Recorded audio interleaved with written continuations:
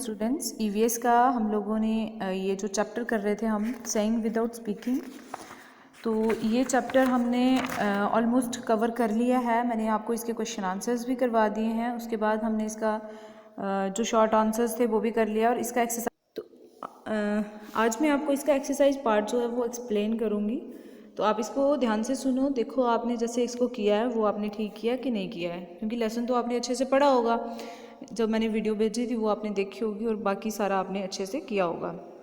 तो exercise part में ए part जो है दैट इज़ पुट टिक और क्रॉस। ठीक है, इसमें पहली ही स्टेटमेंट हमें क्या दी हुई है, the person who can not speak use sign language, कि जो पर्सन बोल नहीं सकते वो साइन लैंग्वेज का यूज़ करते हैं।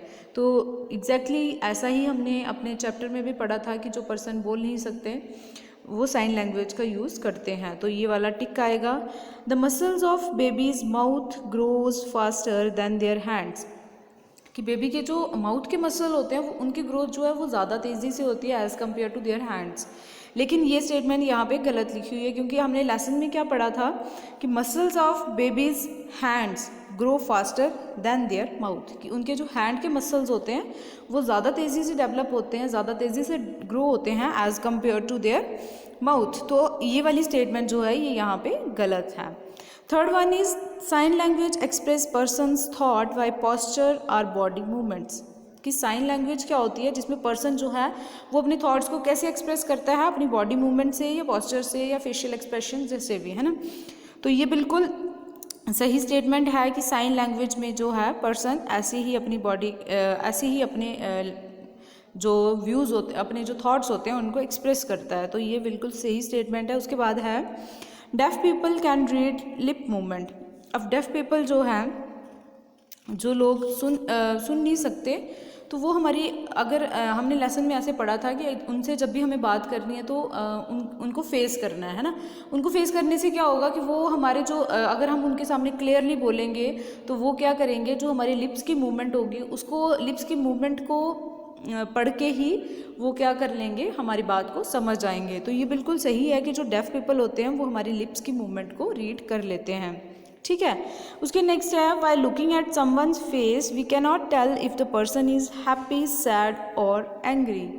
लेकिन ये स्टेटमेंट गलत है, क्योंकि by looking at someone's face we can tell, कि हम ये बता सकते हैं कि वो पर्सन हैप्पी है, सैड है या एंग्री है। इन्होंने यहाँ बोला है कि नहीं बता सकते, बट हम बता सकते हैं कि हम जब किसी के फेस को देखेंगे तो हम पहले ही जज कर सकते हैं कि वो पर्सन इस टाइम खुश है, गुस्से में है या मतलब सैड है। ठीक है, तो ये वाली स्टेटमेंट भी यहाँ पे गलत दी हुई है।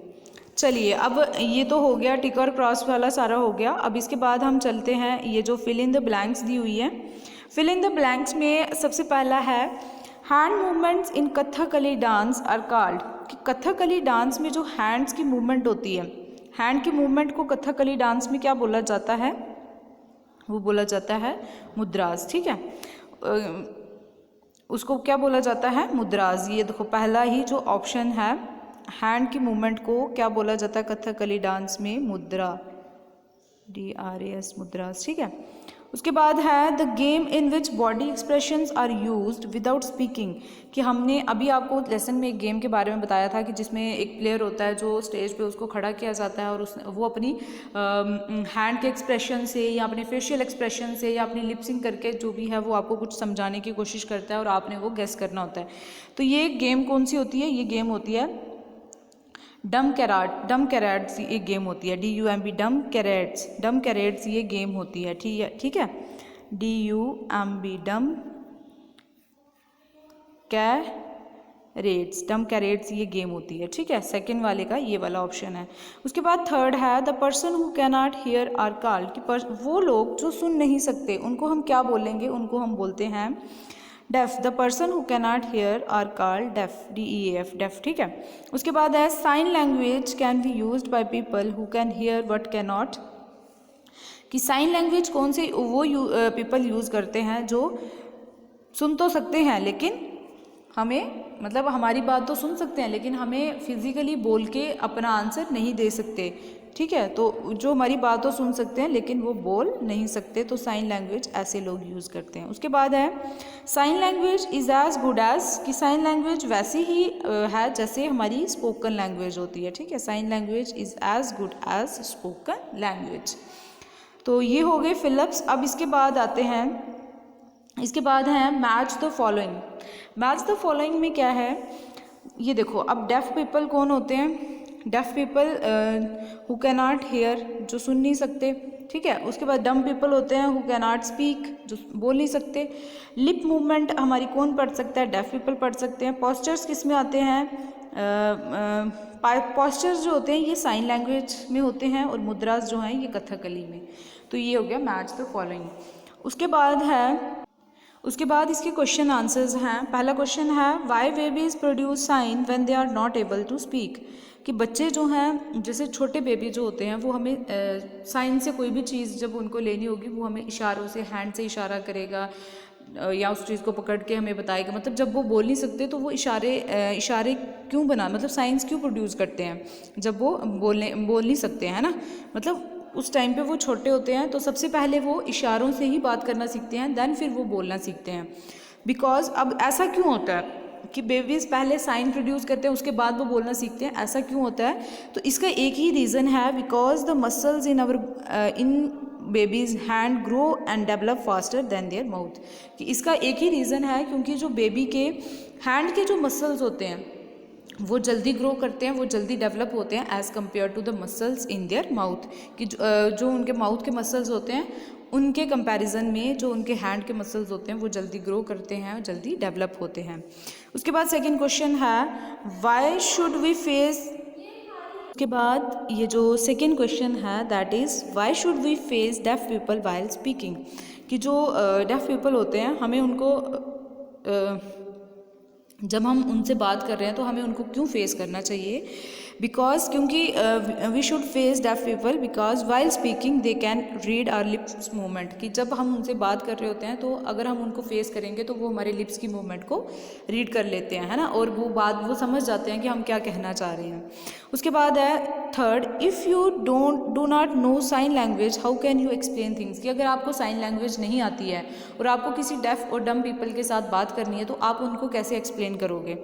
तो इसके लिए हम क्या कर सकते हैं? We can bring pictures or a book to show them. कि हम उनको मतलब उनके सामने कोई पिक्चर ला सकते हैं जिसके बारे में हम बात कर रहे हैं, या हम उनको कोई बुक बता सकते हैं जिसके बारे में हम कोई बात कर रहे हैं कि ऐसे ऐसे करना है। या हम उनको क्या प्रोवाइड कर सकते हैं? We can also provide them a pad and pen. या हम उनको एक नोट पैड या एक पेन जो है वो प्रोवाइड कर सकते हैं जो हमें कम्युनिकेशन में हेल्प करेगा। क्योंकि जो डेफ और डम पीपल होते हैं वो भी हमारी तरह पढ़ भी सकते हैं, मतलब जैसे उनका हम वो इतनी बोल नहीं सकते, मतलब वो जो लिखा होगा उसको वो पढ़ सकते हैं और वो लिख भी सकते हैं। तो हम क्या कर सकते हैं? एक नोट पैड उनको दे सकते हैं या पेन उनको दे सकते हैं जिसकी मदद से वो अपनी बात जो है वो हमें बता सकते हैं, ठीक है। अब है एक्सप्लेन द गेम डम कैरेट्स। डम कैरेट्स एक गेम है, आप इसको एक्सप्लेन करो कि ये कौन सी गेम है। तो इस गेम में क्या होता है कि एक प्लेयर होता है जो हमें थिंग्स को एक्सप्लेन करता है अपने हैंड के एक्सप्रेशन से, आपके बॉडी एक्सप्रेशन से, और उसको बोलना कुछ भी नहीं होता है। और बाकी लोगों को क्या करना होता है? बाकी लोगों को गेस करना होता है कि ये बोलना क्या चाह रहा है। तो ये होती है गेम डम कैरेट्स, ठीक है। उसके नेक्स्ट क्वेश्चन है name two Indian dances which use वाव एंड मुद्रास। की कोई भी दो इंडियन डांसेस बताओ जो वाव और जिसमें भाव और मुद्रा का यूज़ किया जाता है। तो इंडियन डांसेस लाइक कथकली हो गया, एक भरतनाट्यम हो गया जिसमें भाव और मुद्रा का जो है वो यूज़ किया जाता है। मतलब इसमें फेशियल एक्सप्रेशंस दिए जाते हैं, फेशियल एक्सप्रेशन से बताए जाते हैं जितने भी भाव होते हैं, जैसे रौद्र भाव हो गया, खुशी वाला भाव हो गया, या जो भी होते हैं। और उसके बाद इसमें डिफरेंट मुद्रा, मतलब हाथों से जो मुद्राएं परफॉर्म की जाती हैं उसमें ये जो भी फीलिंग्स होती हैं उनको एक्सप्रेस करते हैं। और कथकली और भरतनाट्यम जो है ये फेमस इंडियन क्लासिकल डांसेस हैं, ठीक है। इसके बाद कुछ क्वेश्चंस हैं जिनको हमने वन वर्ड में आंसर करना है, और वो क्वेश्चन का पहला पार्ट है the person who can not speak are called. कि वो पर्सन जो बोल नहीं सकते उनको हम क्या बोलते हैं? उनको हम बोलते हैं डम, ठीक है। जो पर्सन बोल नहीं सकते उनको हम क्या बोलते हैं, dumb. In which language manual communication and body language is use to convey message, कि कौन सी लैंग्वेज होती है जिसमें हम अपने मैनुअल कम्युनिकेशन का यूज़ करते हैं या बॉडी लैंग्वेज का यूज़ कर सकते हैं अपने मैसेज को कन्वे करने के लिए।